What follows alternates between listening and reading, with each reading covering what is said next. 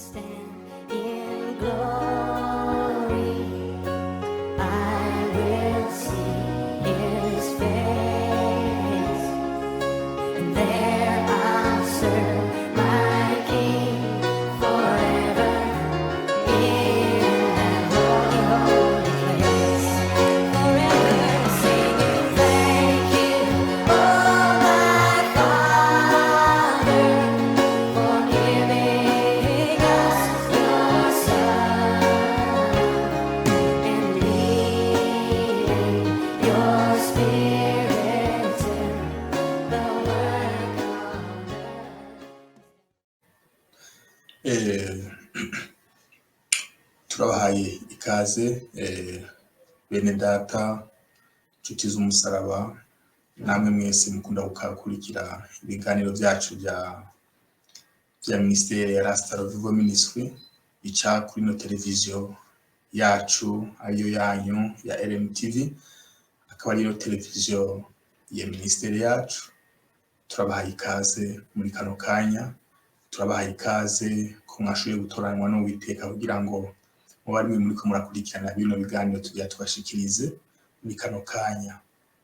Bivaye naho muherereye kandi n'uyu munsi uko vyama, bamwe ni mu gitondo, abandi ni nimugoroba, abandi ni ku murango, abandi bari kumbure ku mirimo, ariko umwe wese ahari by'ukuri mu buryo bw'umwihariko turamuhaye ikaze, kandi twongera kubashimira ukuntu mukomeza gukurikira ibiganiro tubashikiriza, ibiganiro by'inyigisho, ibiganiro bishobora kuba rimwe na rimwe ari ubutumwa bwiza, uko byose turabicanga kuri no televiziyo. Inyigisho zijanye n'ibintu byo muri kino gihe cy'iherezo, ubutumwa bwiza bujanye n'iki gihe cy'iherezo tugezemo. Rero twongeye kubaha kaze muri sanze, kaze kandi muhezagiranwe natwe, aho muza kumviriza icyo Imana yadushize ku mutima kugira ngo tukiganire namwe muri kano kanya.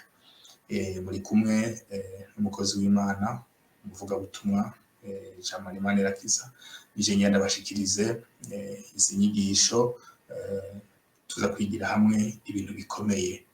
Abantu benshi bakunda kuba ariko barihenda ko muri kino gihe bafatiye ku ijambo ry'Imana, kuko biradusaba ko tumenya neza ijambo ry'Imana. Ijambo ry'Imana yatubwiye ngo tusomenya ukuri nako kuzoduha kwidegembya.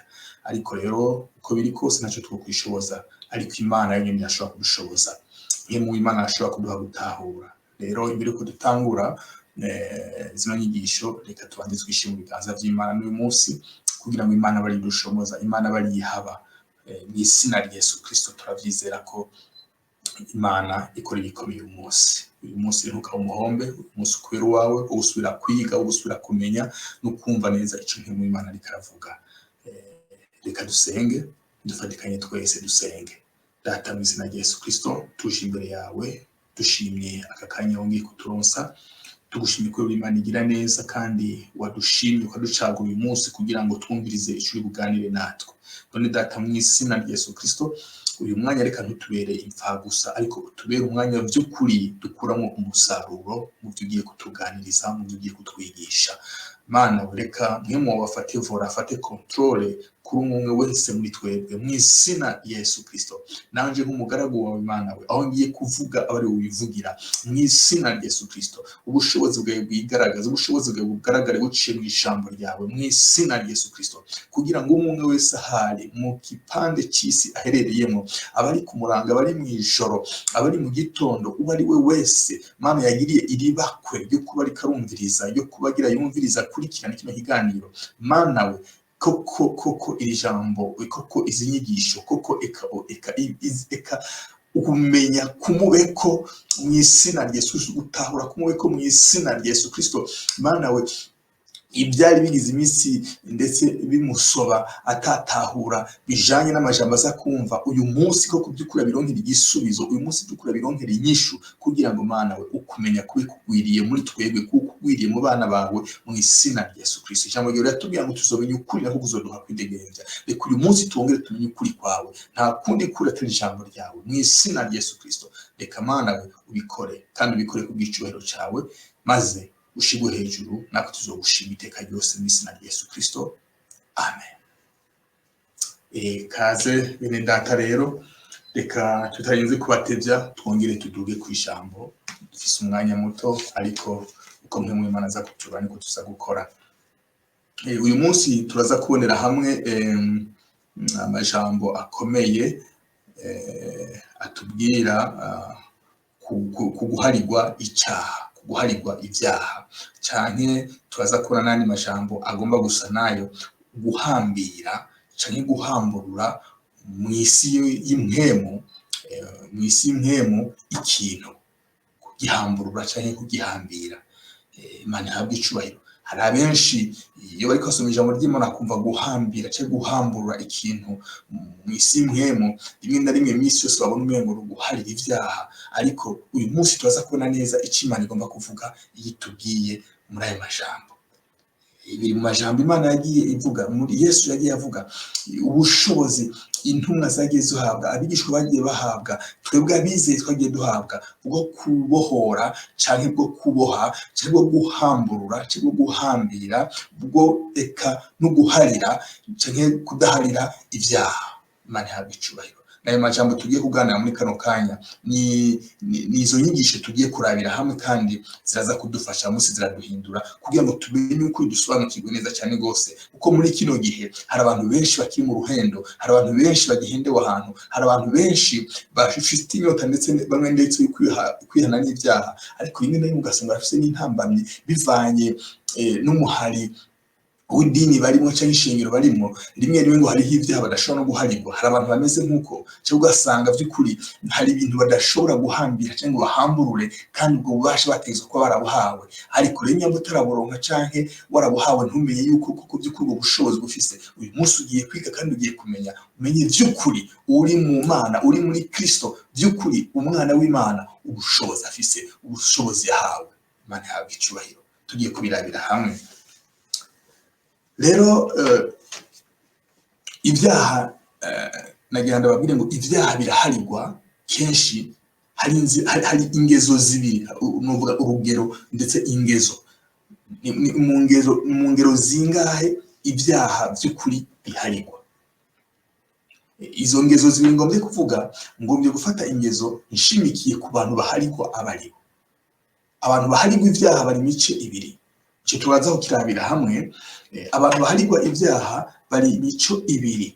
Imana ihabwe icubahiro. Iyo mico ibiri nayo ivana n'iki? Ivana n'uharirwa uwariwe. Reka tudatevye turabe abantu baharirwa ibyaha bari.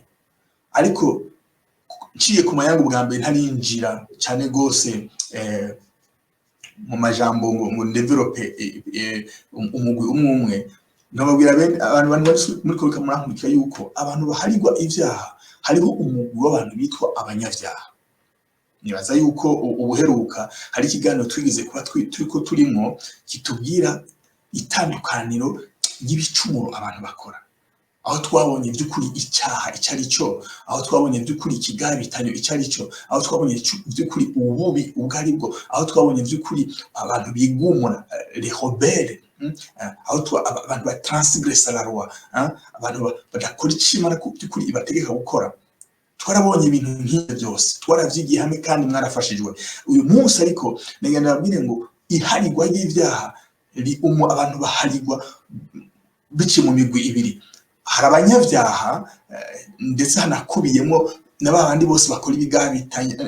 Abanyavyaha na babandi bashobora gukora ibigabitanyo, bashobora kuba bari muri ya migwi ya bya bicumuro bine twabonera hamwe. Abantu bakora ibyo byose bashobora kuba barimo, ariko hakaba n'undi mugwi wisangiye gusa, wiharijwe n'iki? N'abana b'Imana.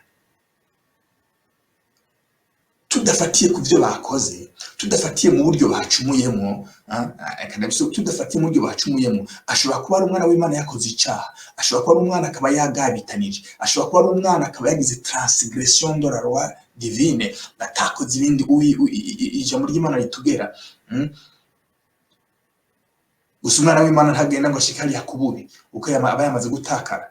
Imana idufashe cyane. Ariko tutitaye kuco umwana w'Imana yakoze, ariko umwana w'Imana arafise uburyo bw'umwana w'Imana hariko. Uwitwa by'ukuri umwana w'Imana uri muri Kristo arafise uburyo aharirwa iyo yataye ivyizerwa agasubira gukora icyaha runaka cyangwa akaja mu igabitanyo runaka, hariho uburyo aharirwamo. Ariko hariho n'uwo wundi mugwi nyise muri rusange ngo abanyabyaha, anagomba kuvuga ngo abantu batigeze kumenya Imana, cyangwa se abantu batigeze kubyagwa n'Imana. Imana ifashe cyane. Reka tubirabire hamwe. Umunyabyaha uyu nta kintu kimutera kwisanzwe kwihana, nta kintu kimutera kwihana atari kindi atari uko ibyo yakoze bimwangiriye mu mutima, koko by'ukuri akama yumva afise iyo nyota yo kuva muri bya bintu bidatumbereye, koko akamara kubona yuko mu bintu arimwo ntiyisobanukirwe ntabona ibyo arimwo. Ariko icyo tugiye kubona ni giki, ni gute umunyabyaha yihana? Umunyabyaha kugira ngo aharirwe ibyaha bisaba yuko agira umutima uciye bugufi, amaze kugira umutima uciye bugufi agasaba guharirwa n'Imana.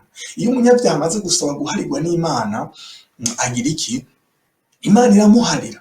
Imana imaze kumuharira akabona kwezwa ibyaha vyiwe, maze ibya kera vyiwe byose bikaba bihise, agatangura ubuzima bushasha, agacika umuntu mushasha.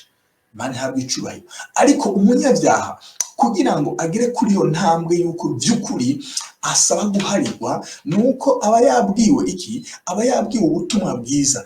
Hari ukuntu aba yaburiwe, hari ukuntu aba yabwiwe by'ukuri, akamenyeshwa ahantu ari yuko ari mu kibanza atari iciwe, akamenyeshwa ubwami arimo ko ari ubwami atari ubwami yategezwa kubamo, maze kubw'umutima uhora unamwagiriza by'ukuri, cyane ndetse kubw'umutima utamwe no kumwagiriza bivanye n'amakuru yumvise y'ubwami, agaca bugufi kubera umutima we ubumenetse. Ariko agaca bugufi, umutima we ubumenetse, akegera Imana agasaba imbabazi, maze Imana ikagira iki? Ikamuharira ibyaha vyiwe. Kuva uwo munsi agatanga urugendo rushasha, agacika by'ukuri umwana w'Imana. Uko niko umunyabyaha hari. Imana ihabwa icubahiro.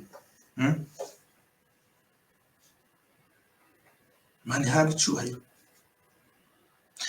Iyo umunyabyaha ariko arigishwa, yerekwa ku bisanzwe, yerekwa inzira yararimwo yuko atariyo, yerekwa ubwami yarimo ko ataribwo. Icyo kintu nimwe kubabwira. Ikindi naco, arigishwa neza yuko ubwami yarahoramo ari ubwami bw'umwiza atari ubwami bw'umuco. Hama kindi naco kigira gatatu, aramenyeshwa neza yuko hariho imbabazi z'Imana, yuko iyo Imana by'ukuri umuntu aciye bugufi akayegera, Imana ifise imbabazi. Imana iracateza amaboko ku muntu wese agomba kwihana. Umunyabyaha Imana iracategeye amaboko umuntu wese yiswe umunyabyaha. Imana nta munyabyaha n'umwe afashe ingingo yo kwihana ngo maze Imana ireke kumuharira. Nta munyabyaha n'umwe Imana ireka guharira yafashe ingingo yo kwihana. Reka nagisubiremo, nta munyabyaha n'umwe afata ingingo yo kwihana ngo Imana ireke kumuharira. Imana ihabwa icubahiro. Imana ni rukundo. Ariko nagenda abwira bene data, rimwe na rimwe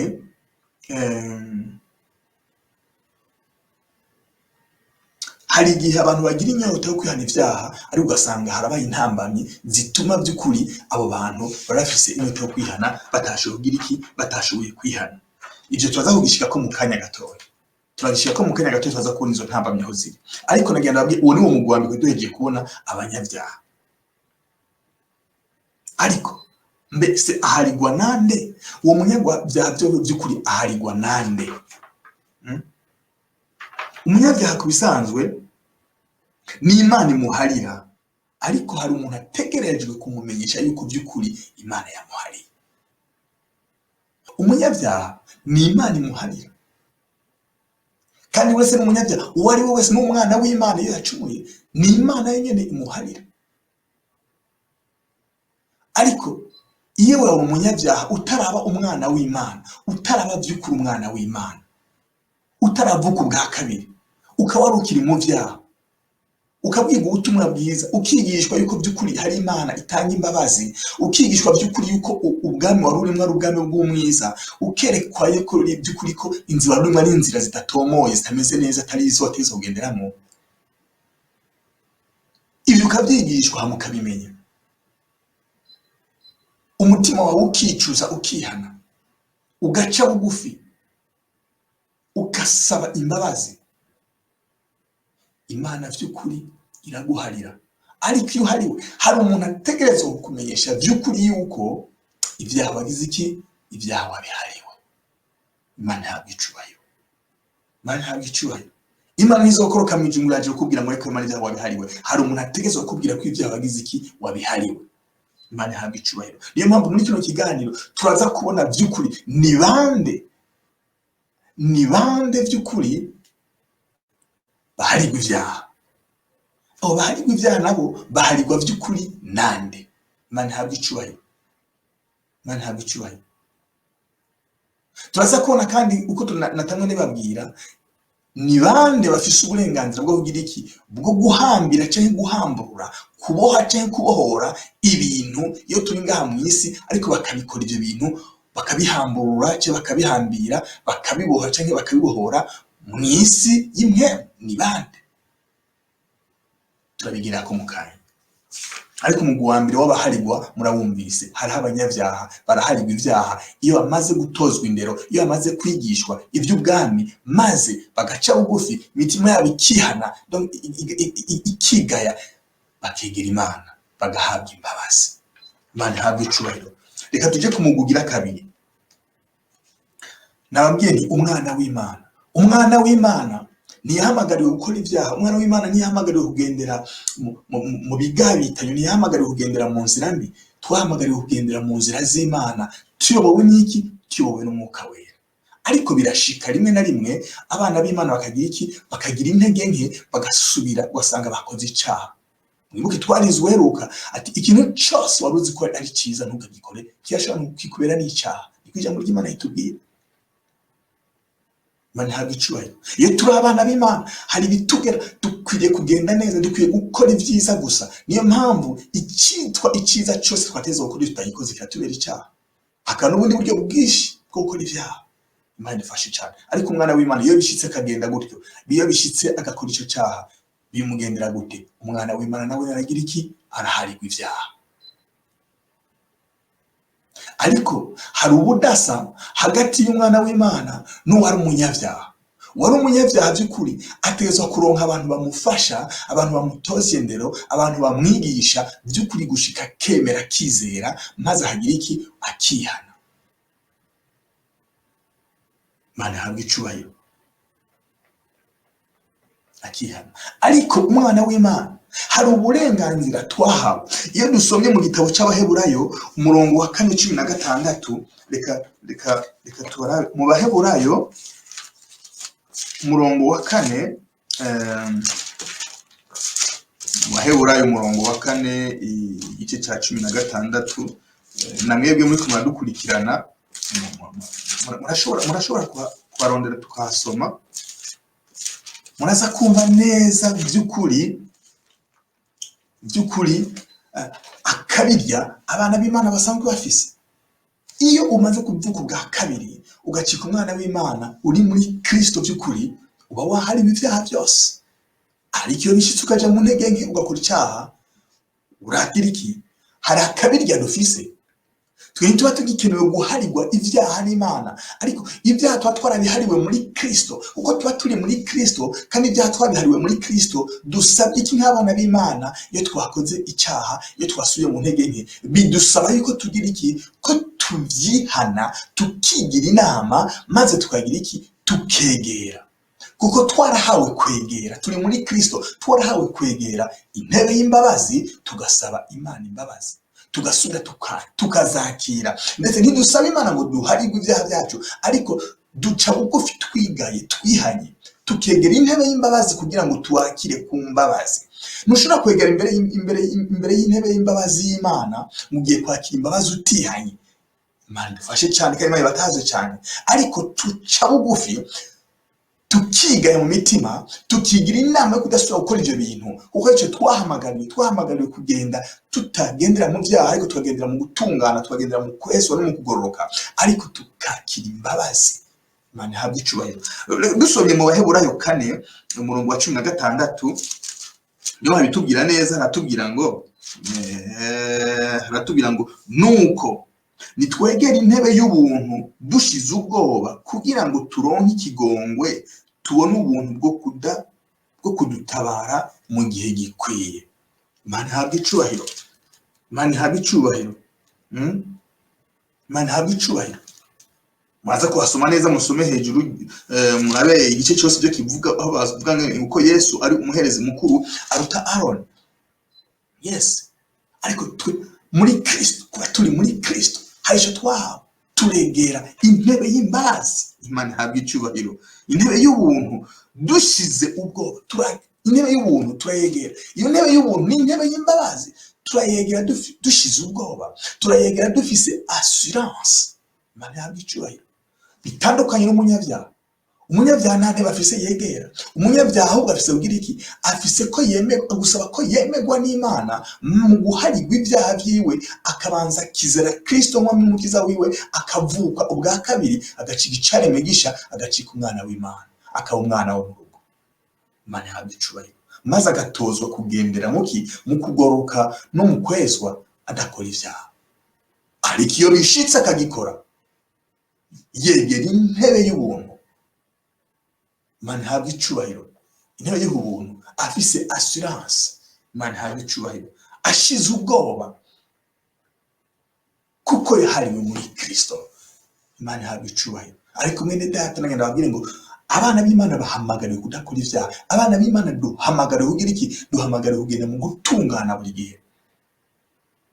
Si ukuguma muri bya bindi ngo nuko baguye mu cyaha ngo nuko muza kwegera intebe y'imbabazi ngo wakire imbabazi.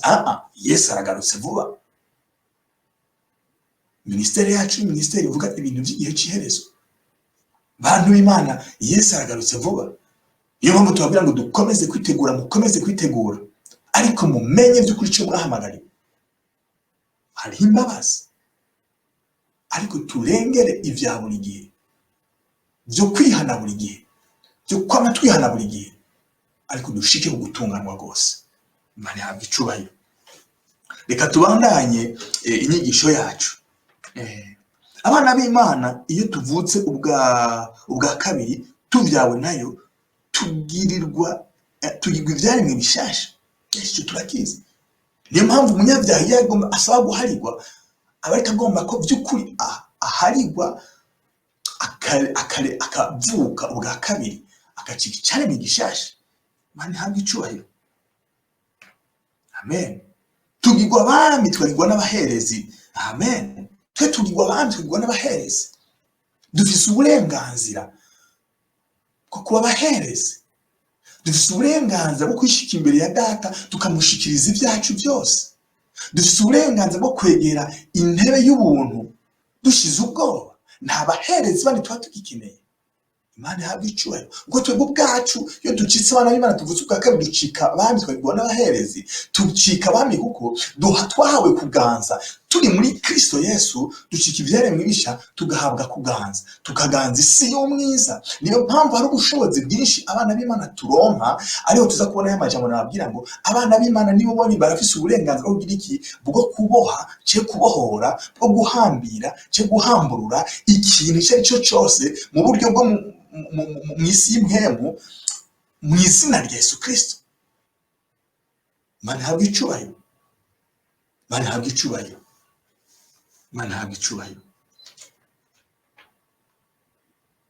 Kubw'ibyo rero duhegeye kuraba, kubw'ibyo duhegeye kubona abana b'Imana cyangwa ndetse abanyabyaha, muri abo bose iyo hageze igihe cyo guharigwa, ninde by'ukuri abaharira ibyaha byabo?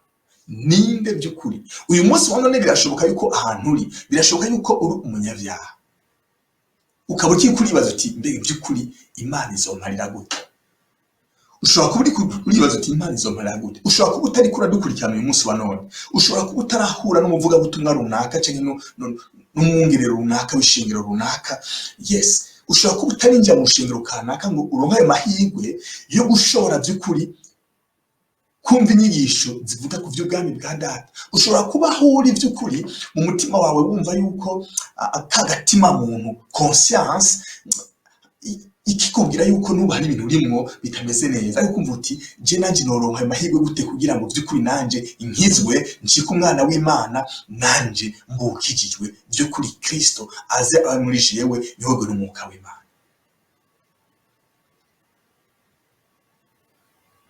Ushobora kuba uvyibaza, ushobora kuba ufise ico kibazo, ariko uriko uramurikira umunsi wa none ashobora kubera amahirwe. Ariko ninde vy'ukuri harira ivyaha? Ni Imana iharira ivyaha.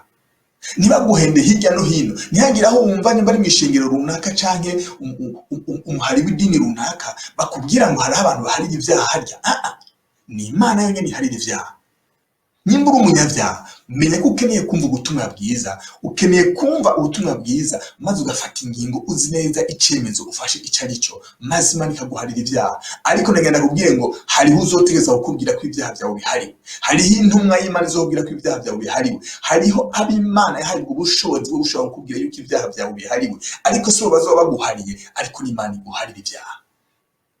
Icyo nico kiri gusoba abantu benshi barirukana hariya ngo hari abantu babaharira ivyaha, canke ndetse n'abantu benshi bari mu migwi runaka, hari abantu benshi bari mu mashengero runaka, hari abantu benshi bari mu mihari y'amadini runaka, baje ngo bakisukasuka ngo naka ngo araduharira ivyaha. Nta muntu harira ivyaha abantu, ariko ni Imana gusa harira ivyaha abantu. Ni Imana gusa yonyene harira ivyaha abantu.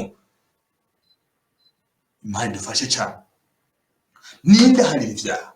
Ni Imana, ntabwo ari umuntu uwo ari we wese. Nkuko hari abenshi, nkuko ndiko ndibabwira mu mashengero atandukanye, baje ngo bagahenda abantu.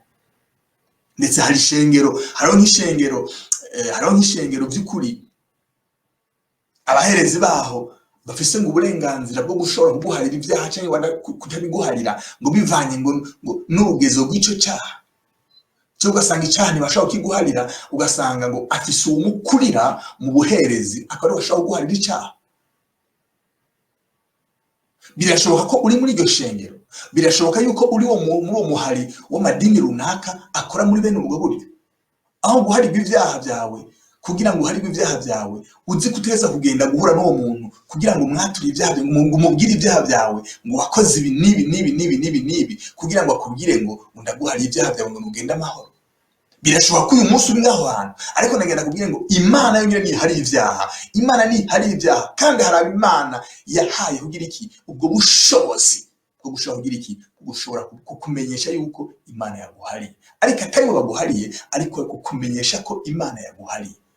Kuko bahawe ubushobozi butuma ibyo bakoze n'ijuru ribishingira intahe, n'ijuru ribishigikira, maze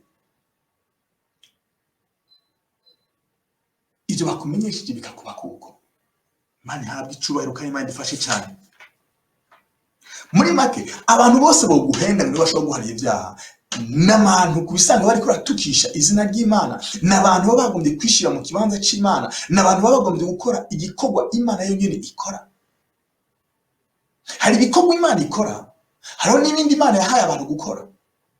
Imana idufashe cyane kandi Imana idutahuze cyane. Hari igikorwa Imana yonyene yikorera atamwana w'umuntu yogikora. Ni Imana iharira ivyaha, ntabwo ari umwana w'umuntu harira ivyaha. Nta nubwo ari umuntu Imana by'ukuri yahaye ngo we muri mu kibanza canje ngo ni uharira ivyaha. Ariko umuntu ushobora guprograma, umuntu ushobora kumenyesha icyo Imana ikora cyangwa icyo Imana ikoze. Hari yande persone bari mandate ngaha, hari abantu turi ngaha, hari abantu bari ngaha kugira ngo bakore icyo gikorwa. Imana ihabwe icubahiro. Reka dukomeze inyigisho zacu murayibona mwene data cyangwa ndetse nawe muntu w'Imana. Uyu munsi bishoboka yuko kumbure wohora uzazaniwe cyangwa kumbure hariho aho wahora wibaza ngo uri kuri hari ibyaha byawe, ariko uri kugasanga ibyaha byawe n'ibyahari. Birashoboka ko wahora wibaza ngo ibyaha byawe birahari ariko ibyaha byawe bitaraharirwa. Ariko uyu munsi ufata ingendo nziza, turi mu gihe cya nyuma aho abantu b'Imana bakwiye kumenya ukuri. Icyo gihe navuga ngo abantu banje bishwe no kutamenya. Bibiliya ntabwo yavuze ngo abana banje, abantu banje. Nige ndababwire ngo abantu batuye mu isi, abantu tuba mu isi twese, waba ukijijwe waba udakijijwe, waba uri mu dini runaka cyangwa utari no mu idini, waba uri umuhakanyi cyangwa ufite n'ikindi kintu wemera, twese turi iki? Turi abantu b'Imana. Ni Imana yatwiremeye. Ariko tutandukaniye kuki? Nuko mu bantu b'Imana hariho by'ukuri abana bayo n'abataraba abana bayo. kandi Imana yacateze amaboko uyu munsi wa none kugira ngo bamwe abatari abana bayo bavuke bemere by'ukuri ko Imana ibabyara bacika abana b'Imana, kandi bacika abana b'Imana kubw'iki? Kubw'imbabazi zayo no kubw'ubuntu bwayo. Imana ihabwa icubahiro. Ninde harira ibyaha? Ni Imana iharira ibyaha, ntabwo ari umuntu uwo ari we wese aharira ibyaha by'umuntu runaka. Imana ihabwa icubahiro kandi Imana idufashe cyane. Iyo abantu bishyira mu kibanza cy'Imana bariko baharira ibyaha by'abantu, ku bisanzwe nico ijambo ry'Imana rita gutukisha Imana, gutesha agaciro Imana, kwishira mu kibanza cy'Imana, kwishira hejuru y'Imana. Mu gifaransa aravuga ngo c'est blasphémer Dieu. C'est blasphémer Dieu. Ce sont des blasphémateurs. Imana ihabwa icubahiro. Ariko mu nkuru neza kugira ngo mwumvize ico mwe mu Imana ikaravugana namwe bene data.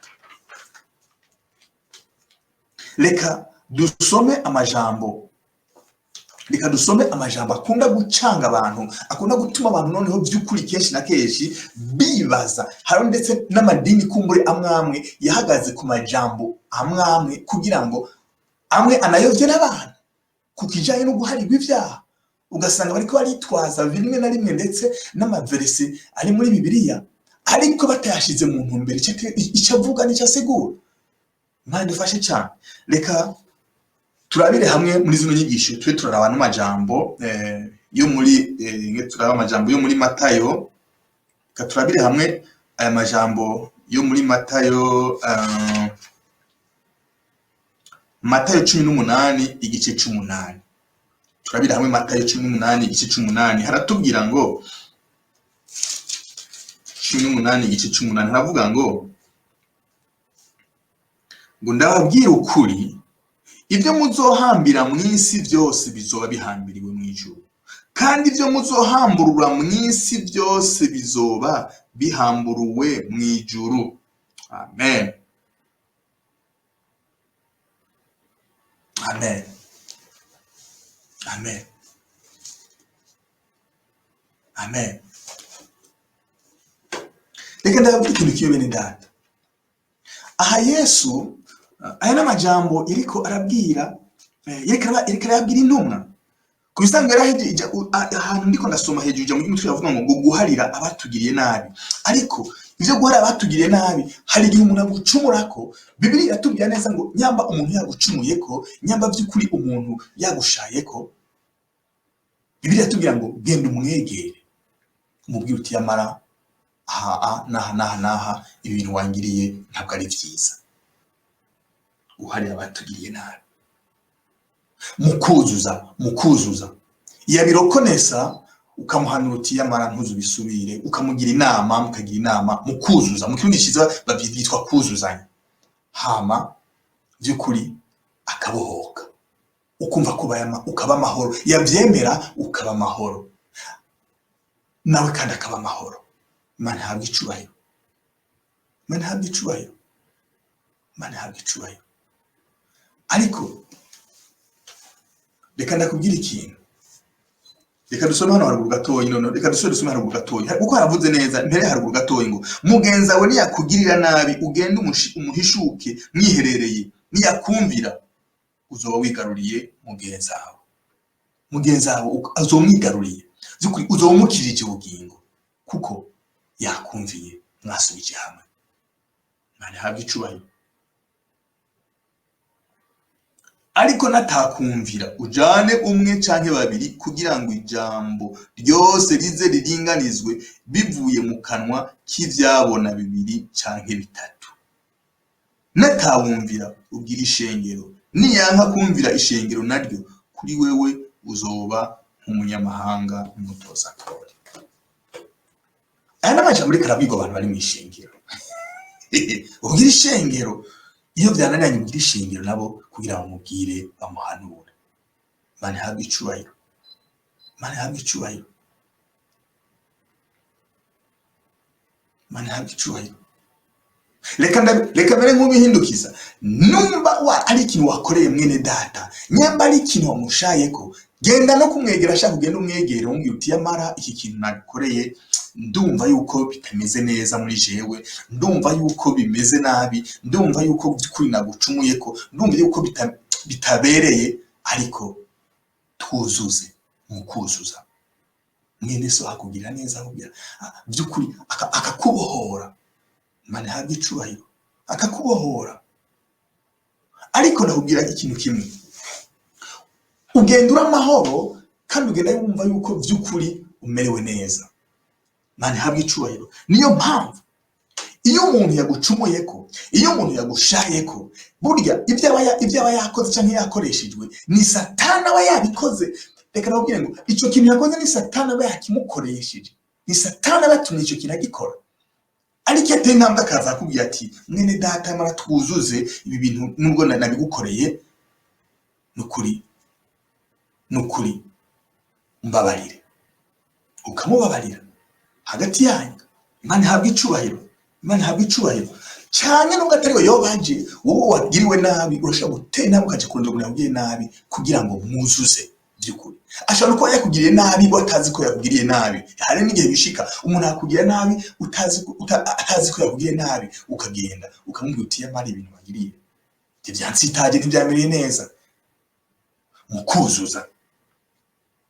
Amen. Ariko Yesu yongera ababwira ngo ndababwira ukuri, ibyo muzohambira mu isi byose bizoba bihambiriwe mu ijuru, kandi ibyo muzohamburwa mu isi byose bizoba bihamburuwe no mu isi. Ngenda kubwire ngo mwene data, iyo by'ukuri uri umuntu ukijijwe, iyo by'ukuri uri umwana w'Imana, iyo by'ukuri ugendera mu ijambo ry'Imana, iyo witondera by'ukuri ijambo ry'Imana, Imana ihabwe icubahiro. Iyo witwara neza ukagendera mu byanditswe byera, ingingo yose ufashe, Imana ihabwe icubahiro, ingingo yose ufashe irubahirizwa kandi ikagira iki? Ikemezwa mu ijuru. Irubahirizwa kandi ikemezwa mu ijuru. Niyo mpamvu muri babiri, wancumuye ko, washaye ko, nkaza nkakurondera kugira ngo tuzuze, ingingo yose mfashe muri uwo mwanya ijuru rirayemera. Imana ihabwe icubahiro, ijuru rirayemera. Mbega ijuru iyo ngingo riyemera gute? Ni igihe ndi umuntu kuko by'ukuri yitondera ibyagezwe, ni igihe by'ukuri ibyo ngendera mu byanditswe byera nkabyitondera, ndi umuntu ahimbara Imana, ingingo yose ndi bufate ijuru rirayishimira, ijuru rirayaprovinga. Le ciel se met d'accord avec moi. Imana ihabwe icubahiro. Dushobora kubohora cyangwa kuboha ikintu icyo ari cyo cyose kubera ubushobozi twahawe, kandi icyo dukora tugikora muri mwemu. Yes, tugikora muri mwemu kuko si twebwe tuba tugikoze. Twebwe iyo dukora ikintu uko turi mu bwami bw'umuco, hari mwemu w'Imana akorera muri twebwe, tugakora ubugombe bwa data. Icyo dukoze cyose muri icyo gihe ijuru riracishimira, ijuru riracemeza, ijuru riragishigikira, kuko ntabwo ari twe tuba tugikoze, ariko ni mwemu w'Imana akorera muri twebwe. Pawulo niwe yavuze ngo twebwe ubwacu ntacyo turi, ngo ariko n'ubushobozi bw'Imana bukorera muri twebwe. Kubw'ubushobozi bw'Imana bukorera muri twebwe, icyo dukoze twagikozwe n'ubushobozi bw'Imana. Imana ihabwe icubahiro. Ijuru rikacizera, ijuru rikagishigikira. Imana ihabwe icubahiro, Imana ihabwe icubahiro, Imana ihabwe icubahiro. Abana b'Imana hari ubushobozi twahawe, hari ubundi bushobozi budasanzwe. Iyo tugendera by'ukuri mu ijambo ry'Imana, iyo by'ukuri tugenda nk'abantu by'ukuri Imana yishimira, bagendera mu byanditswe byera, ingingo dufashe ijuru riragira iki? Rirayishigikira. Mwene so by'ukuri nimba yagucumuye ukamwegera mu kuzuza, kuba gusa umubohoye ukamubwira uti niwigira amahoro, birarangiye, biraheze. Ngenda kubwire ngo umubohoye, kandi uko kumubohora kwawe ijuru icyo kintu kigira iki? Ijuru kiragira iki? Riragira iki? Rirabishigikira. Uwo muntu ntakinasura guharurwa ko nk'agasembwa nk'icyaha ngo nuko yagucumuye yakwegere mwabihejeje. Imana ihabwe icubahiro. Kubw'ubushobozi twahawe nk'abana b'Imana, Imana ihabwe icubahiro. Ushobora kuba wambesheye, nkaza avuga ati kweko yamara wambesheye, tukuzuza tukabihereza ngaho, nkakubohora ukagenda ubohotse, nkakubwira nti genda amahoro mwene data, genda amahoro. kubwo gusa icyo Imana yanshizemo, kubwo kuba ndi umwana w'Imana, kubwo ubushobozi Imana yanshizemo kuba ndi umwana w'Imana, kandi nkaba nitondera ibyagezwe by'Imana by'Uwiteka, ijambo ry'Imana, ibyanditswe byera nkaba ndabigenderamo. Iyi ngingo mfata ijuru rirayubahiriza, ijuru riragira iki, riraryaprovinga. Ariko ubu ingorane aho ziri ni hehe? Nuko tutagenda uko Imana igomba, nuko tutagendera mu ijambo ry'Imana, nuko tutagenda uko ijambo ry'Imana ritubwira, kugira ngo by'ukuri n'ingingo tugufata ijuru naryo rigira iki, riyishimire, hama ryongere rigira iki, riyishigikire.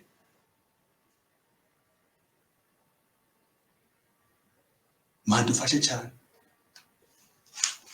Imana dufashe cyane, Imana dufashe cyane. Dushobora kubohora cyane kuboha ikintu icyo ari cyo cyose kubera ubushobozi twahawe, kandi icyo dukora tugikora muri mpemu. Imana ihabwe icubahiro. Ibyo muzohambira mu isi byose, nenge nabwire ngo mu buryo bwo mu isi yo mu mwuka, ikintu cyose twe duhambiriye, si no kuvuga ngo icyaha gusa. Satani ashobora kuba by'ukuri hari ikintu ariko aragomba gukora, ariko turafise ububasha bwo kugigira iki, bwo kucugara, turafise ububasha bwo kugihambira. Icyo kintu ntigikoreke. Ni uko Satani ashobora kuba ari ikintu yahambiriye, ariko dufise ubushobozi, dufise ububasha. Nibwo Yesu ngaho ariko aravuga bwo kugira iki, bwo guhambura icyo kintu, tugatanga umwidegemvyo. Imana ihabwe icubahiro kubw'ubushobozi twahawe, kubwa autorite twahawe iri muri twebwe dukoresha, dukoreramo.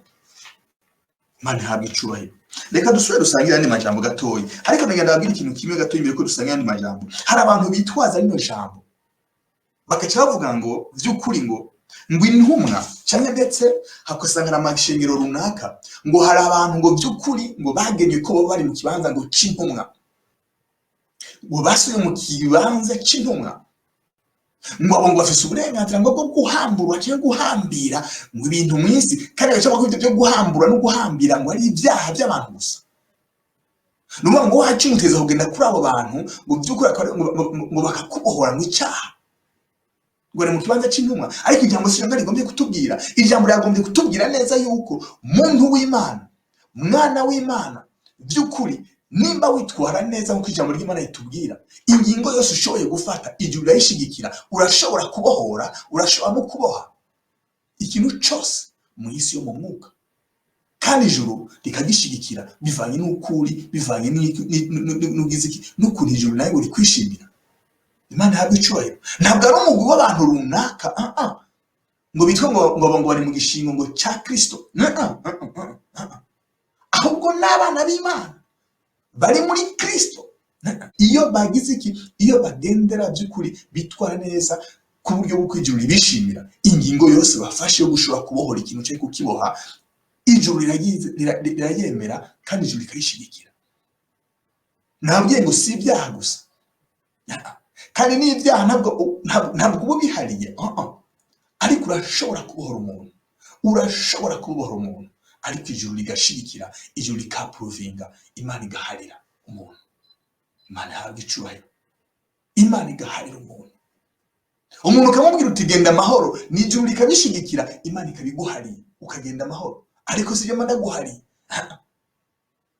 je ndakubohora, ntakubwira ntigenda amahoro, tukuzuza tugaheza ntigenda amahoro. Imana ihabwe icubahiro. Kubera wagize iki, wemeye ko twuzuza nanje, je wacumuye ko, je washaye ko, wemeye ko twuzuza, wemeye ko tubivugana, ariko ukabona yuko by'ukuri wankoshereje, wankoreye nabi. Kubwo umutima w'urukundo Imana natwe yadushizemo, nkakubohora ukagenda amahoro. Ijuru rikemera, ijuru rigashigikira ingingo mfashe, uko nanjye rinyishimiye, ibyaha byawe ukabiharirwa, icyo wancumuye kuba giharirwa, kuko n'Imana ihari ibyaha. Imana ihabwe icubahiro. Imana ihabwe icubahiro. Reka dusangire ayandi majambo n'amajambo menshi agomba gusa, n'amajambo menshi abantu bene abo ndiko ndababwira bakunda guhagararako, amadini menshi amwe ahagararako, cyangwa imihari y'amadini amwe ihagararako, kugira ngo ndetse mu gihe turimo abantu bayobe, kuko abantu bahindukije ijambo ry'Imana barigenza uko barigomba. Aho usanga abantu bamaze kumera bene uko gutyo ijambo ry'Imana bararihindukije ku buryo bw'uko abo bantu bita ngo baharira ibyaha, hariho n'ibyaha bimwe bimwe ngo badashobora guharira, ndetse rimwe na rimwe ngo bashobora kubona yuko utari eligible, ngo utaberewe guharira icyaha runaka, cyo ugasanga ngo uwo muntu ngo ntashobora guharira icyaha, ngo ni mpaka ngo aronke iki uwumukurira kugira ngo bari bashobora guharira icyo cyaha. Ariko si ijambo ry'Imana ritubwira, Imana misi yose iriteguye guharira umuntu aciye bugufi kugira ngo ibyaha byiwe bigire iki biharigwe. Imana idufashe cyane.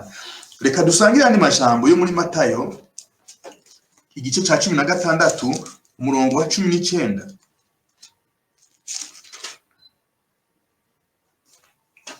Umurongo wa 19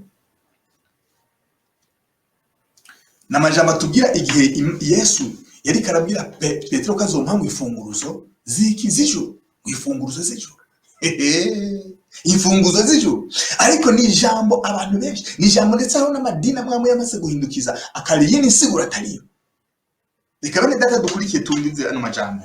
Turasoma muri Matayo igice cya 16 umurongo wa 19, haravuga ngo yari Yesu abwira Petero ngo nzoguha imfunguzo z'ubwami bwo mu ijuru. Nzoguha imfunguruzo z'ubwami bwo mu ijuru. Imfunguruzo z'ubwami bwo mu ijuru. Hariho ubwami bwo mu ijuru, hari ubwami twe turi mu munsi wa none, ariko kugira ngo ubwo bwami ubwinjiremo hari abantu bakugururiye, hari umuntu yakugururiye. Je kugira ninje muri ubwo bwami bwa data hari wanyugururiye.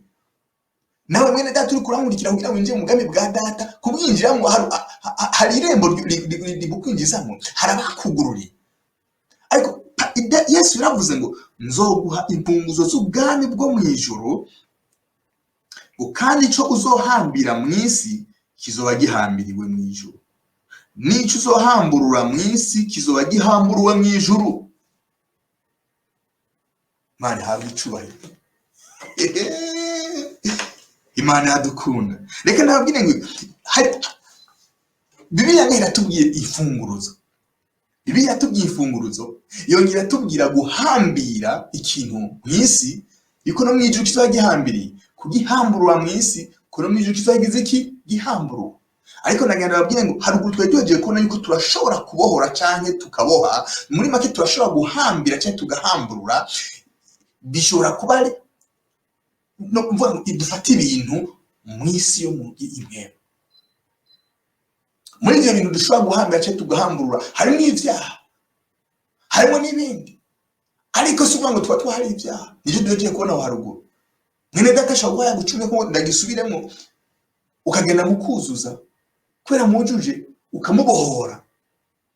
Ariko iyo yanse ko muzuza ukaguma umuharura kw'icyako yagucumuyeko. Iyo ugumye umuharura kw'icyako yagucumuyeko, muri make ukimuhambiriye, nuvuga ngo nijuru iyo ngingo ufashe kuba ukimuharuye kw'icyaha, nijuru urayifata, nuvuga ngo icyaha kiwe ntashobora kugiharira, kuko by'ukuri n'uwo yagikoreye by'ukuri ntaramubohora.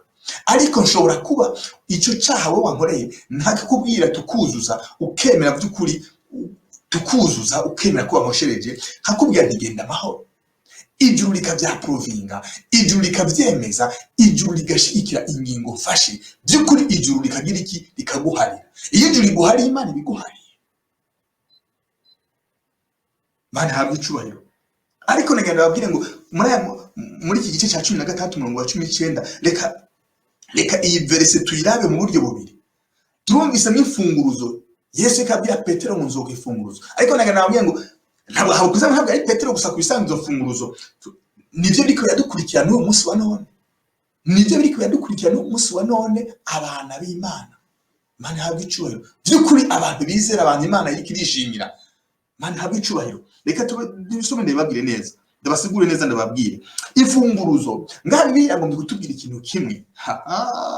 Bibiliya iratubwira neza ni insiguro y'ubushobozi ya autorite hamwe n'iki nibakwe. Mana habwe icubahiro. Munkurikiye neza. Izo funguzo z'ubwami bw'ijuru zikubiyemo ibintu bibiri. Hariho autorite Yesu yaduhaye, hariho autorite Yesu yahaye abana b'Imana. Pawulo niwe yavuze ngo ntabwo ari jewe gusa ahubwo ngo hariho ubushobozi bw'Imana bukora muri jewe. Hariho ubushobozi, hariho ubushobozi ni puissance, ariko hariho autorité. Turategeka abana b'Imana, turahawe iki? Turahawe ubwo bubasha bwo gushobora gutegeka. Hama turahabwa n'iki? Turahabwa n'ibakwe, ndetse mu gifaransa kuvuga turahabwa na privilege yo kugira iki? Yo gushobora kugira iki? Kubwira abantu ubutumwa bwiza, yo gushobora kugira iki? Gutangaza inkuru nziza y'ubwami, kugira ngo abizeye ubutumwa bwiza, kugira ngo inkuru nziza y'ubwami dutangaje abazakiriye by'ukuri bakakira Kristo, baze bakagira iki? Bakamwizera, baze bakihana, bagaharigwa ibyaha byabo, maze bakagira iki? Bagashobora kwitwa abana b'Imana, bakabyarwa n'Imana, bakabona kwinjira muri ubwo bwami. Izo nizo mfunguruzo biri cyatubwira, ni autorité, nubwo bubasha, ni niryo bakwe yo kugira iki? Yo gushobora kubwira abantu iki? Ubutumwa bwiza by'ukuri, gutumwa n'Imana, kurungikwa n'Imana, kubwira abantu ubutumwa bwiza kugira ngo bihane, kubabwira amakuru y'ubwami bw'ijuru, kubabwira inkuru nziza y'ubwami bw'ijuru, kubabwira by'ukuri iby'ubwami bwa data, iby'ubwami bugira buze, iby'ubwami Yesu yazanye, maze abantu bagira iki? Bakabwakira, bakabwemera, bakabwizera. Bamara kubwizera, maze by'ukuri bagahinduka bashasha kubwo guharirwa ibyaha byabo no kuvuka ubwa kabiri, bamaze kwakira Yesu umwami n'umukiza w'ubugingo bwabo, maze bakinjira muri ubwo bwami. Imana ihabwa icyubahiro. Petero ati nzoguha imfunguruzo. Yesu aravuga ati nzoguha imfunguruzo. Imana ihabwa icyubahiro. Nzoguha imfunguruzo z'ubwami bwo mu ijuru. Imana ihabwa icyubahiro. Imana ihabwa icyubahiro. Erega tuba twiga gusoma Bibiliya neza, ngo nzoguha imfunguruzo z'ubwami bwo mu ijuru. Tugeze ngaha muri Bibiliya bashyizeho utuburungu tubiri bisigura ngo ibigira bikurikire bagira basigure neza. No muri izo mfunguzo Petero amaze kuzironka, ndetse intumwa zimaze kuba izo mfunguzo zigaragaye, zibonetse, n'iki cyakurikira? Kubwo kuronka izo mfunguruzo, kubwo kuronka ubwo bubasha, no kubwo kuronka iryo bakwe yo gushobora by'ukuri kwinjiza abantu. Uko kwinjiza abantu nta n'ikindi, ni ukubabwira ubutumwa bwiza. Abantu iyo tubabwiye ubutumwa bwiza, abantu iyo tubabwiye ubutumwa bwiza bw'ubwami bw'Imana, abantu iyo tubabwiye ubutumwa bwiza kugira ngo bihane, bwo guharira ibyaha byabo, by'ukuri ni urufunguzo tuba tubahaye, ubwo bubasha dukoresha kugira ngo by'ukuri tuko turabwira ubwo butumwa bwiza abantu bashobore by'ukuri kuronka ingene bari bwihane. Izo nizo mfunguruzo z'ubwami bw'Imana, nizo mfunguruzo z'ijuru. Imana ihabwa icyubahiro. Worijamo gute? Wokwinjira muri ubwo bwami bw'ijuru gute by'ukuri utaravuka ubwa kabiri? Imana ihabwa icyubahiro. Imana ihabwa icyubahiro. Imana ihabwa icyubahiro. Imana ihabwa icyubahiro. Haleluya. Abantu bakava mu isi y'umwiza, ariko bakubwo kumva ubutumwa bwiza bakagira iki? Bakemera Kristo, bakamwakira Kristo, akababera umwami, akababera n'umukiza w'ubugingo bwabo. Amen. Amen. Amen. Niyo mpamvu hari amashengero muzo kumva ngo hariho umusubizi wa Petero. Nta musubizi wa Petero. Oya. Izo mfunguzo natwe mu munsi turazifise nk'abana b'Imana. Nous avons ce privilège. Turafise iryo bakwe yo kubwira abandi kugira ngo bamenye ubutumwa bw'ubwami bw'ijuru, kugira ngo bamenye ubutumwa, haleluya, bamenye ubutumwa bw'ubwami bw'ijuru, bamenye ko hariho ukubabarirwa, bamenye ko hariho Imana n'uwo munsi wa none bategeyemo kugira ngo ibaharire, maze bagire iki? Bemere bizera umwana wa Yesu Kristo uw'Imana yatanze kugira ngo aze kwitanga nk'ikimazi, ndetse ngo uwo yaje ubwiwe kugira ngo yitange nk'ikimazi ku byaha by'abantu bose bari mu isi, kugira ngo gusa ushoboye kumwizera ntapfe rube, reka aronke ubugingo budashira. Imana ihabwa icyubahiro. Nta bugingo budashira woronka utari mu bwami bwa data, utari mu bwami bw'ijuru. Birasaba ko urufunguzo rw'ijuru bukora bwo kubwira abantu ubutumwa bwiza, bwo kuzana abantu mu gakiza, mu kubabwira amakuru y'ubwami. birasaba ko ubwo rufunguruzo bw'iyo autorite bw'ubwo bubasha bukora kugira ngo by'ukuri n'ibyo tubabwira bigira iki, bigira ico bikoze muri mwebwe. Mana habwa icubahiro, Mana habwa icubahiro. Reka turabe igice kigira kabiri. Nabwiye ngo uriko urasoma hariho double point, hariho utuburungu tubiri, haravuga ngo kandi ico uzohambira mu isi kizoba gihambiriwe mu ijuru, n'icyo uzohamburura mu isi kizoba, n'icyo uzohamburura mu isi kizoba gihambiriwe mu ijuru.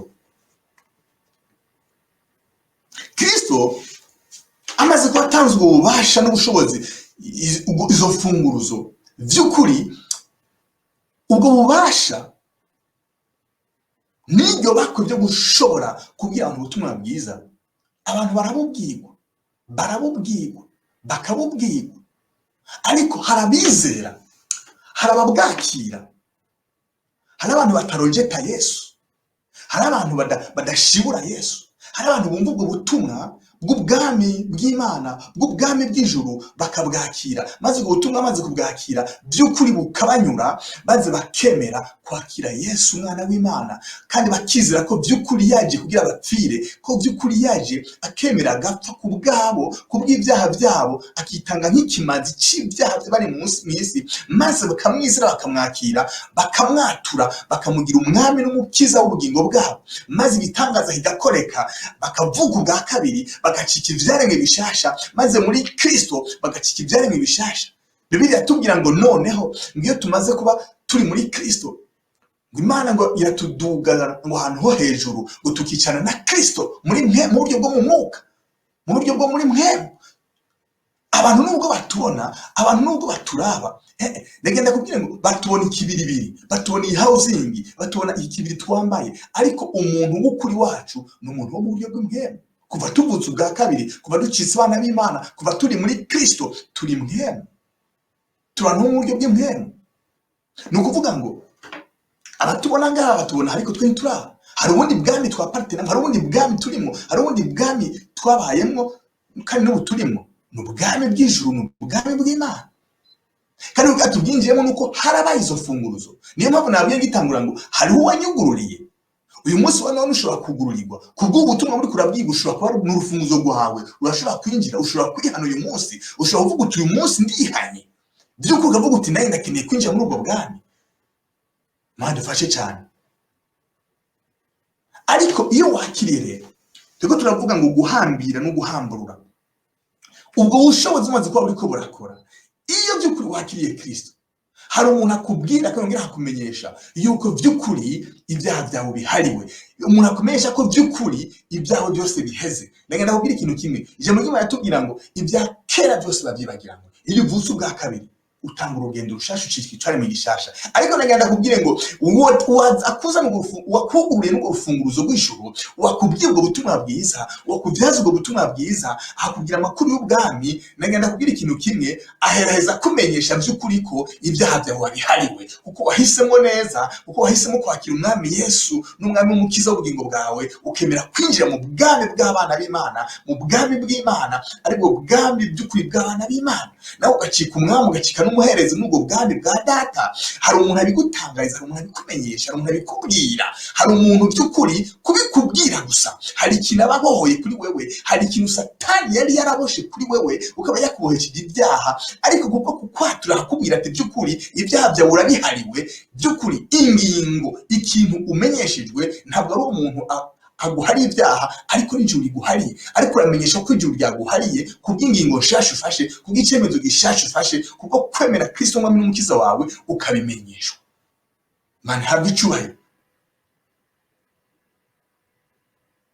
Icyo tuzohambira mu isi no mu ijuru kizoba kigize iki? Gihambiriye. Icyo tuzobora mu isi no mu ijuru kizoba kigize iki? Kiboho. Hari icyo Satani yakubohesheje, ariko kukubwira ubutumwa bwiza, kukubwira ndetse ubwo bwami, kukugururira, ndetse hari ukundi kuguhamburura, hari ukundi kukubohora, hari kukubohora ukubako, hari kuguhambura ukubako. Ariko ndagana kubwira ikintu kimwe, hari no kukumenyesha ko ibyawe by'ukuri ibyaha byawe wabihariwe.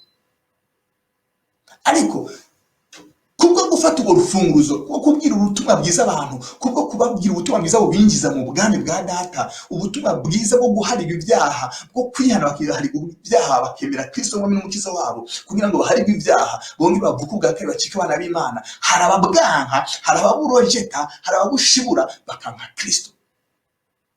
Hari abatera neza umugongo umusaraba, bakawutera umusaraba, bagatera umusaraba umugongo, bakanka kuwemera, bakanka kuwezera, bakanka kwemera icyakoreye ku musaraba. abo ufise urufunguzo uri kurababwira, iyo base ufise uburenganzira bwose, ufise iyo privilege, ufise iyo autorite yo kubabwira yuko ibyo bakora byose cyangwa ibyo bagenderamo byose, kuko kwakira ubutumwa bwiza, kukurojecta Yesu, kukurojectinga Jesus, kuko kwemera Kristo, kuko kumwemera mu mitima yabo, ngo bamwizere mu mitima yabo, bongere bature n'akanwa kabo ko abera umwami n'umukiza w'ubwami bwabo. Dufise ubwo burenganzira, dufise iyo privilege, dufise iyo autorite yo kubabwira yuko by'ukuri ibyaha byabo ntibarabiharigwa, kandi ko bakomeje kugenda by'ukuri baronka kandi baba mu ngaruka z'ibyo byaha byabo. Ariko umunsi bemeye baratangarizwa ko ibyaha byabo babihariwe, kuko ijuru ryabikoze. Imana ihabwa icubahiro, maze bakaba barabohotse. Ariko abo babyanse barojectinze iyo gospel, abo bashibuye ubwo butumwa bwiza, abo base kwemera Kristo, base kwemera ubutumwa bwiza bw'ubwami, by'ukuri bakomeza kuba baboshwe. Imana ihabwa icubahiro. Icyo tuzoboha mu isi, icyo uzoboha mu isi, icyo uzohambira mu isi kizoba gihambiriwe mu ijuru. N'icyo uzohamburwa mu isi kizoba gihamburiwe mu ijuru. Mana dufashe cyane, Mana dufashe cyane. Amen, amen, amen.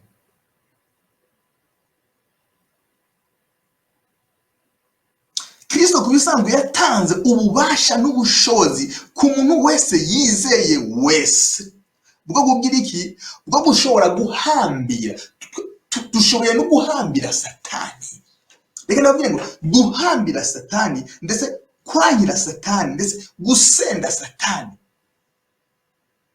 na dayimoni biwe bose, iyo tubikora muki? Mu izina rya Yesu. Iyo tubikora mu izina rya Yesu. Amen, amen, amen, amen.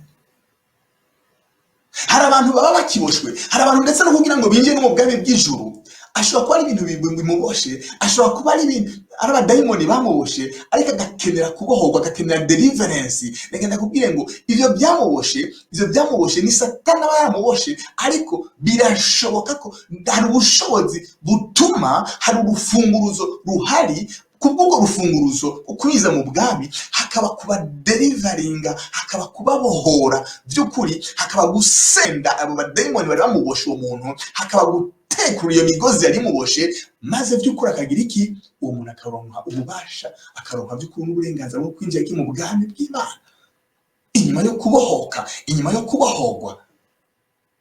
Mana ihabwe icubahiro. Satani hari ibintu byinshi yaboshe tubohora, hari ibintu byinshi Satani uretse no ngo yaboshe, hari n'ibintu byinshi Satani azana, ariko dufise uburenganzira bwo kugira iki? Bwo kubiboha. Mana ihabwe icubahiro. Bwo kubiboha, bwo kubiboha. Hari ibintu Satani azana dufise uburenganzira bwo kubiboha, kugira ngo by'ukuri kubiboha bidateye intambwe ku bana b'Imana. Mana ihabwe icubahiro, Mana ihabwe icubahiro, Mana ihabwe icubahiro, Mana ihabwe icubahiro.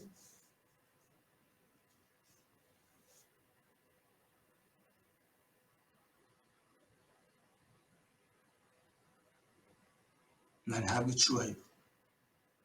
Niyo mpamvu usubiye mukaraba neza, irindi jambo dushobora gusangira rindi tuza guheraheza, irindi jambo rikomeye ngomba ko turi gusangire. Reka dusome mu mu njiri ya Yohana 20 chapitre ya 20 do igice cya 20 umurongo wa 23 tuja kurangiza. Ni igihe Yesu yariko ariyereka abigishwa biwe 10, haravuga ngo kandi reka duhere ku murongo wa 22 gushika ku murongo wa 23. Ngo avuze ivyo abahumekerako ati nimwakire mpwemu yera. Ngo arabahumekerako, ngo arababwira ngo nimwakire mpwemu yera. Ati nimwakire mpwemu yera. Ngo kandi abo muzoharira ibyaha bose bazoba babihariwe, ngo ariko abo mutazobiharira bose ntibazoba babihariwe. Amen. Aha ni muri Yohana. Ngo aheje kubahumekera ko mpwemu yera, ngo babwira amajambo. Haleluya. Kubisanzwe Yesu agiheza kubahumekeramo mpwemu yera. Haleluya. Akibashemo mpwemu yera. Ikibashemo mpwemu yera. Abigishwa bari bahejeje kwakira mpwemu yera. Yes. Bitandukanye n'icyakoretse ku munsi wa Pentecote. Reka nabiri ikintu kimwe. Yarahejeje kwanurikamo iki mpwemu yera. Ariko umunsi abahuhira mu mpwemu yera bitandukanye n'ikintu cyakoretse ku munsi wa Pentecote. Ku munsi wa Pentecote tuzi yuko ngo mpwemu yera hari ubushobozi bwa mpwemu yera. There is power of the Holy Spirit. Yabaje ko mana habicwe. Ku munsi wa Pentecote habaje ko ubushobozi bwa mpwemu yera. Habaje ko there is an anointing upon them. Yabaje ko kuko Yesu yarababwiye ngo nzobarumikira umufasha. Nubwo hari ubwo bushobozi bwa mpwemu yera bubaje ko, ariko by'ukuri barimo Holy Spirit, barimo mpwemu yera muri bo, kuko Yesu amaze kuzuka yarabahumekeye kandi ngo ndabahaye mpwemu yera, mwakire mpwemu yera. Mana habwe cyubahiro. Ariko mu munsi wa Pentecote ariko cyarabihanikiriza ngo mugume Yerusalemu murindi, kuko nubwo barimo mpwemu yera by'ukuri hari ibintu bimwe batashobora gukora, hari ibintu bimwe kubera ubwoba batashobora kubera ubwoba. Reka ndabwira ikintu kimwe, hari abakristo n'umunsi wa none baruzuye barimo mpwemu yera, bararose mpwemu yera bamaze kuvuga ubwa kabiri, mu kubwa ubera ubwoba bafise kubera hariho anointing imwe batararonka, hari ubushobozi badafise butari kuri bo, hari ibintu badashobora gukora. Hari abakristo bamwe n'ubadashobora kuvuga ubutumwa, adashize amanga adashobora kuvuga ubutumwa. Intumwa zaroko Yesu yarabaza, ariko bagatara ubundi bushobozi nzobarungikira. There is anointing yabaje kujya munsi wa Pentecote. Babaye baptize muri wa mpwemu yera. Nuvuga ngo kuva uwo munsi bagize zere ko bari kuvuga ubutumwa. Nuvuga ngo kuva uwo munsi batanga kubabwa bumva yuko hari ubundi bushobozi bwa mpwemu yera bubajemo. Nuvuga ngo kubaactiva gukora. Nuvuga ngo bitashobora kubakundira yuko baguma bicaye cyo barakora. Nuvuga ngo bwari ubushobozi batuma barengera n'ubwoba. Ivyari muri bo ivyo mpwemu w'Imana batuma ko bokora, bakagira ubaha hamwe bakumva amengo nibo bikora, bagatinya abantu abari bishe Yesu, bagatinya abantu abari babazi. Ariko ubwo bushobozi bwa mpwemu bamaze kubazako ku munsi wa Pentecote, that anointing twarabonye abakurikiraniza inyigisho z'uheruka twigeze kubona ingene hariho anointing in and anointing upon someone. Donc ugusigwa ko umuntu mu buryo bw'imbere ariko kuronka mpwemu yera, hamwe no gusigwa mu buryo bwo hejuru ariko kwambara manto, ariko kwambara no nk'igoti, ariko kwambara anointing, kwambara kuronka amavuta, gusigwa amavuta yo mu buryo bw'umurimo wo gukora umurimo runaka Imana bigomba kuri bukore. Ubwo bushobozi maze kubaza ko anointing upon them maze kubaza ko abagabo bo guhamya bo gushinga intahe Kristo bashize amanga by'ukuri, bari mu bushobozi budasanzwe bamanifeste kuri bo. Abantu batangwa kumva bavuga n'indimi nyinshi z'abantu bose bari ngaho, bavuga ubutumwa bw'ubwami, bamenyesha ibyo byarabaye kuri Kristo. Abantu benshi barizera uwo munsi barakizwa. N'uyu munsi wa none hari abantu by'ukuri ko barimo mpwemu yera, hari ibintu batinye gukora, bakiboshwe n'ubwoba, bagifise n'ubwoba.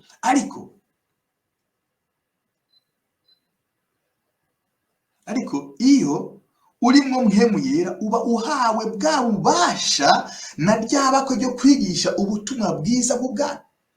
Ku bisanzwe iyo umaze kuba wakiriye mpemu yera, ku bisanzwe ububasha, iyo autorite uba wamaze kuyironka, kuba wamaze gucika umwana w'Imana, kuba urimwo mpemu yera uba wamaze gucika umwana w'Imana, hari iyo autorite, hari ubwo bubasha ubuze ufise uba wamaze kubuhabwa.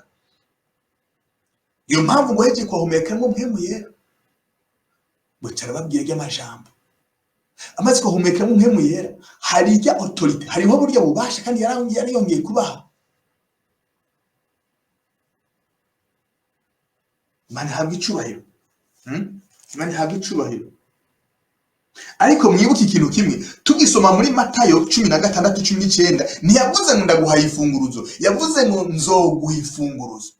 Yabwiye Petero ngo nzoguha imfunguruzo. Igihe n'icyari byagiye kwifunguruza zimuha. Ariko uyu munsi dusomye ngaha muri Yohana, dusomye muri Yohana igice cya 20 umurongo wa 22 na 23, ho haravuga ngo avuzayo ivyo abahumekerako ati nimwakire mpemu yera kandi abo muzoharira ibyaha byanyu. Nuko ngo amaze kuba mpemu yera, hariho bwa bushobozi yaraheje kubashiramo, hariho za funguruzo yaraheje kuzibashikiriza, yaraheje kuba bwa bubasha, yaraheje kuba na ryabakwe by'ukuri, yaraheje kubashikiriza byo gushobora kugira iki, kuvuga amakuru y'ibyo bwami. Kuko ni mpemu w'Imana akorera muri twebwe, ni mpemu w'Imana dutuma gukora ibyo dukora mu bwami bwa data, ni mpemu w'Imana wenyine yigaragaza muri twebwe tugashobora gukora ico Imana igomba ko turi gukore mu gihe runaka.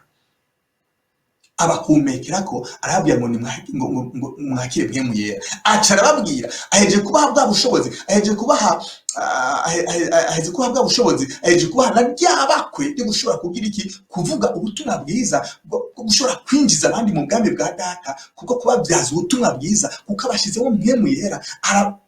Imana ihabwa icubahiro. Ariko acongera arababwira ayo majambo, ni nk'aya majambo nyine yababwira ya majambo yo muri Ntuze, yo muri Matayo 16:19. Niyo majambo yaciye abasubiramo.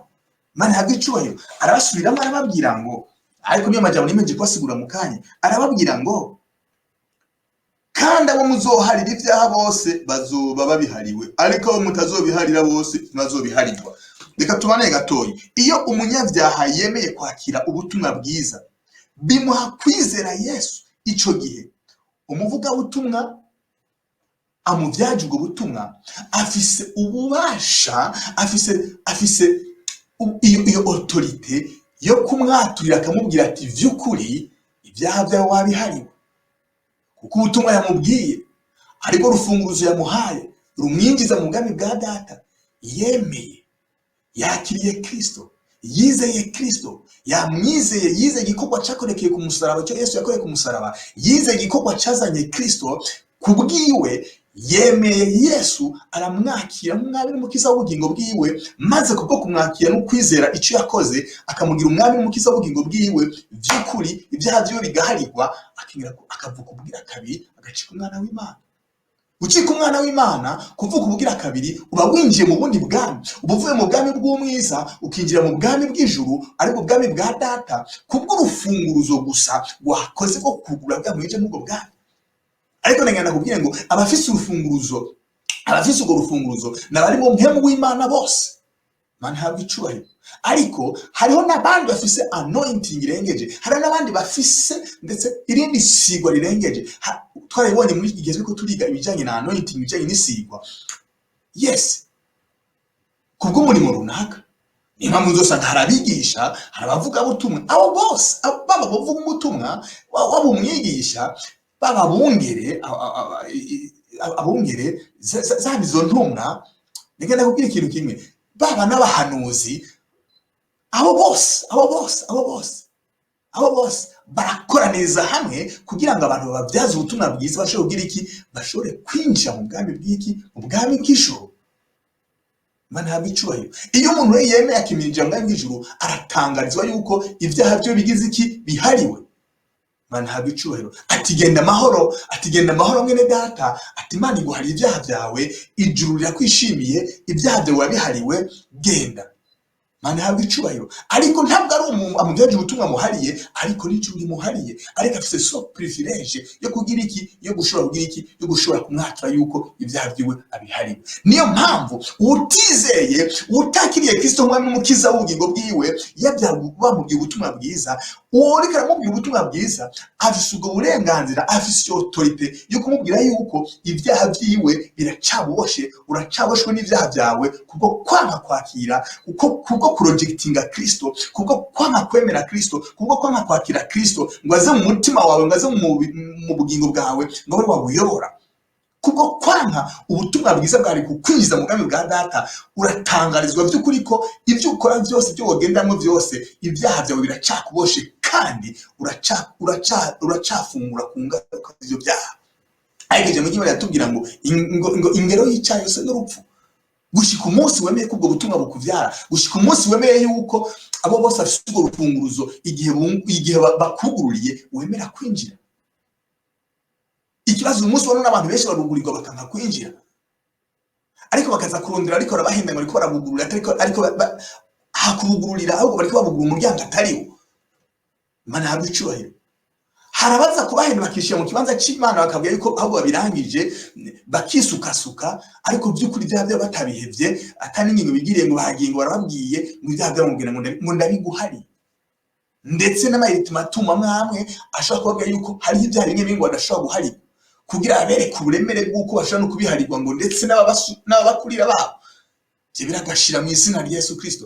Ubwoko bwanje ngo bwishwe no kutamenya, ngo abantu banje bishwe no kutamenya kujya mu ry'Imana rivuga. Mwene data, uyu munsi wano nagomye kuzanira amajambo, nagomye kubwira ibyaha bihari, ni bande baharirwa ibyaha. Twabonye abaharirwa ibyaha, hari abanyabyaha, hakaba byuko hari abantu bari basanzwe bataramenya Imana, batigeze bavuka ubwa kabiri, bakiri mu bwami bw'umwiza, abo baraharirwa ibyaha iyo bihaye.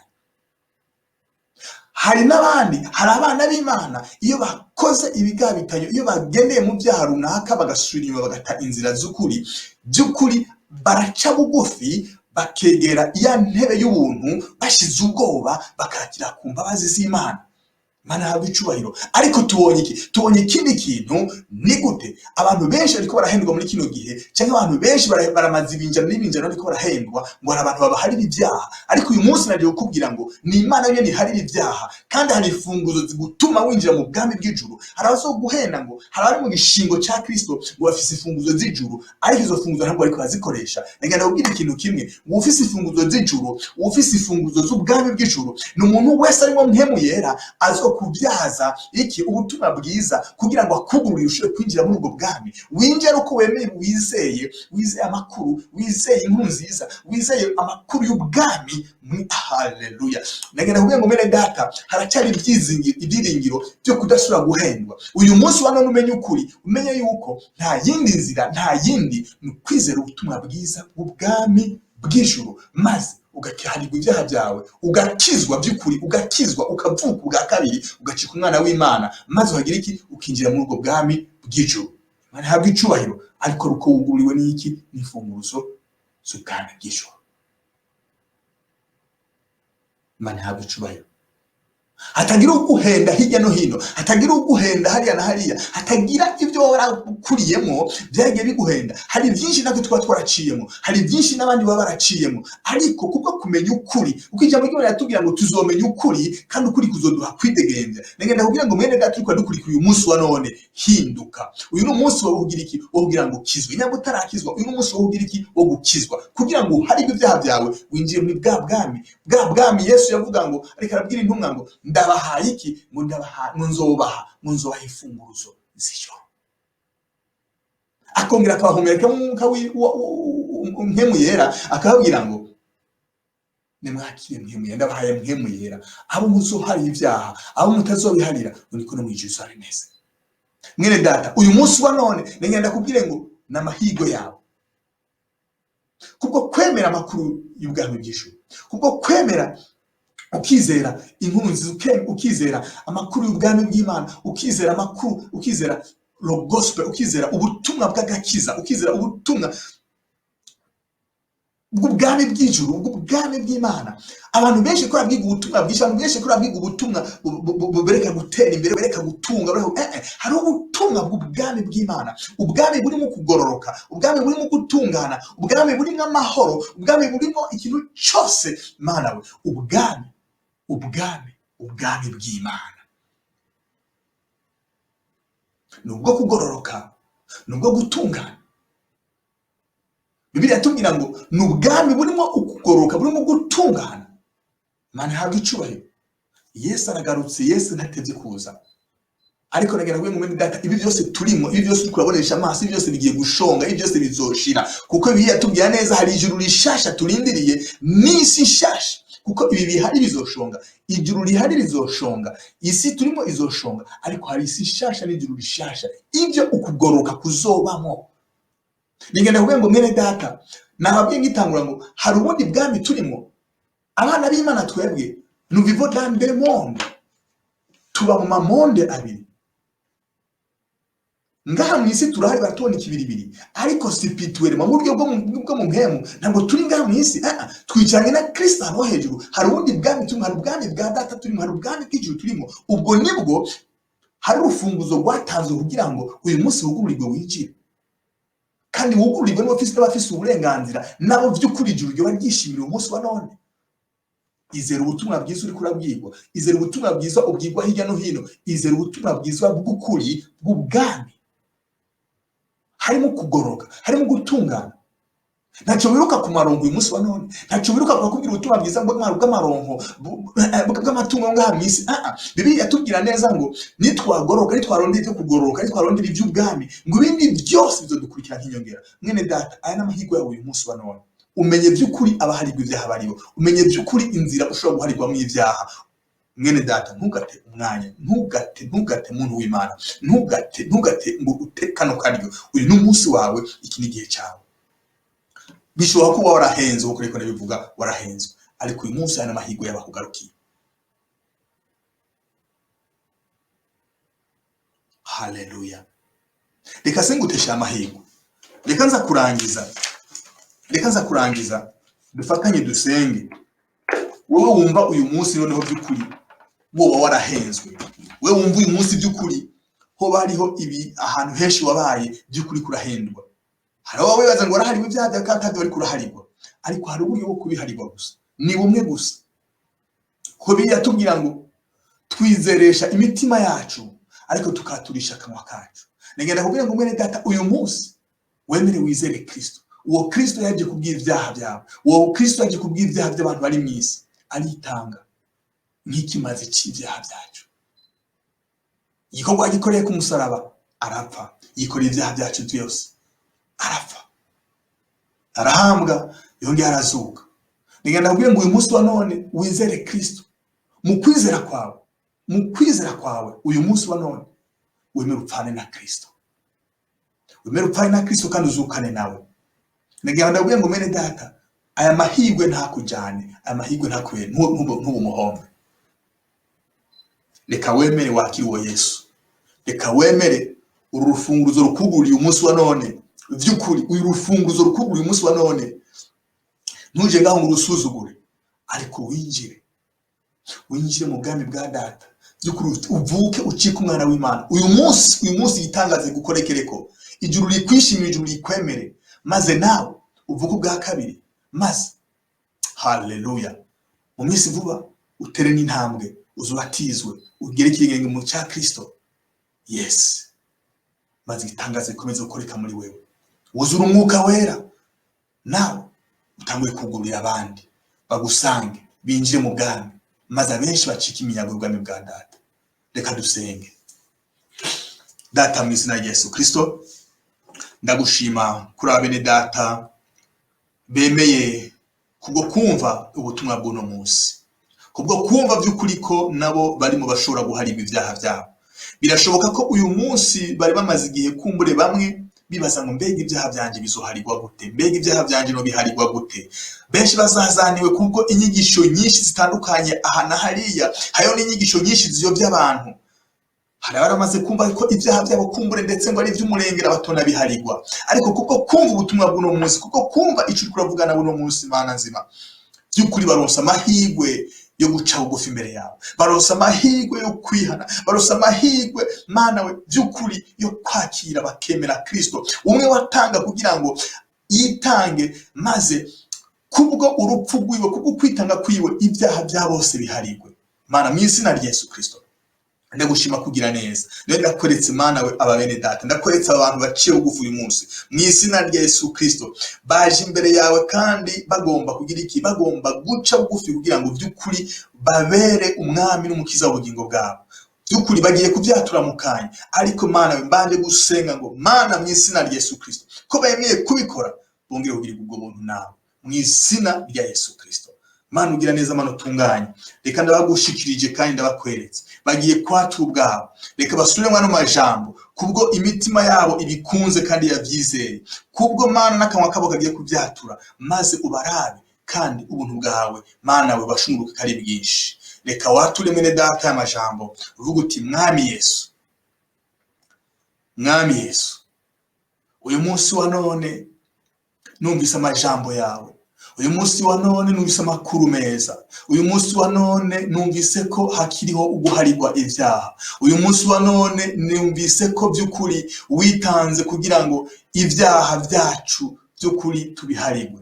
None Mwami Yesu, uyu munsi ndakwemeye kandi ndakwizeye, nizeye ko waje kubwanje, nizeye ko washeshe amaraso yawe ku musaraba, nizeye ko wapfuye kubw'ibyaha byanje, nizeye ko wabikoze kugira ngo ncungurwe kandi kugira ngo ndakwizere nongere nemerwe.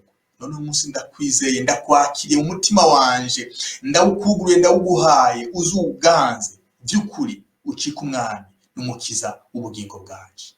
Mwami Yesu, ibyo nagendeyemo byose, haba mu kutamenya cyangwa no kumenya, byose ndabizanye imbere yawe, ubimparire, ungirire neza by'ukuri, izina ryanje uryandike mu gitabo cy'ubugingo, ungirire neza, unshoboze, ubushobozi bwawe bunkoreremo, nkomeze kugenda kandi sinze nongere subira inyuma.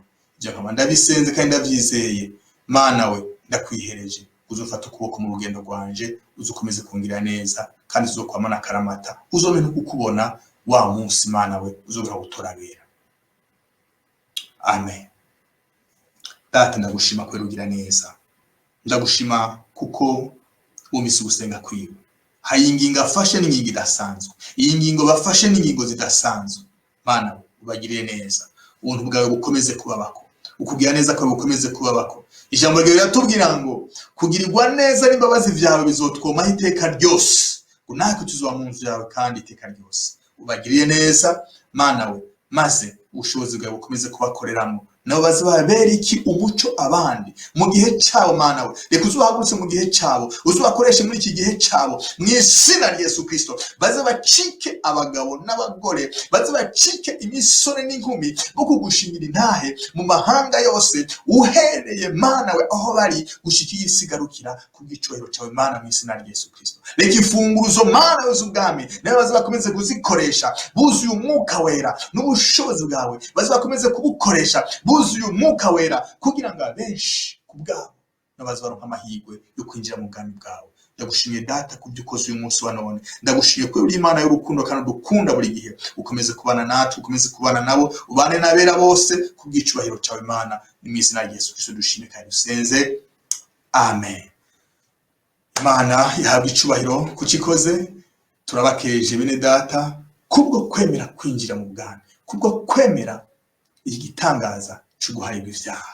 Mwahisemo neza, Imana ikomeze kubagira neza. Ntabwo muri abahombe, ariko mukomeze mutere imbere ku muzinga, ibyiza biri imbere mugiye gukomeza mubibona kandi mwabitanguye, kuko ubwami murimo muri mu bwami bw'umuco. Imana ihabwa icyubahiro. Sinobarambira, umwanya Imana yaduhaye naho ugarukiye, uko mpemu yabishimye niko twashoboye gukora kandi ku bw'icyubahiro cy'Imana. Rero tuzoba twongera mu biganiro bizokurikira, zaba inyigisho zizokurikira canke inyigisho canke ubundi butumwa nyine tuzobabwira, kuko nababwiye ko tubicanga. Hari inyigisho tuba tubigisha, hari n'ubutumwa bwiza tuba tubabwira. Ivyo byose muba mukomeza kudukurikira. Hama ikindi nobabwira nuko abadukeneye murashobora kuturabanga, murabona inimero za ntuze za WhatsApp aha kuri ekra, aho inimero za WhatsApp, hari nimero mushobora kuduhamagarako. Yego, hama abashobora nabo kuturaba kuri website, hariho website yacu irahari, www.lastarovivoministry.com, canke mukatwandikira muciye no kuri iyo email info@lastarovivoministry.com, aho hose mushobora kuturonka. Ubutumwa tubashikiriza ngaha, mugiye kuri iyo website mugaca mugenda ahanditse ngo televiziyo yacu, murinjirayo ubutumwa mukabusangaho, ndetse n'ubundi butumwa bundi twagiye turabashikiriza turaza turabucishaho, nabwo ni mukaza murabaraba. Imana rero ibane namwe, Imana ikomeze kubaduhezagirira, kandi umwanya mutanga kugira ngo mwumvirize inyigisho Imana ibiriki yabaha ntabwo ari ubusa, mukomeze kubyaza umusaruro. Naho ubutaha tuzoba twongera. Imana ibahezagire cyane. Shalom. When I stand in glory.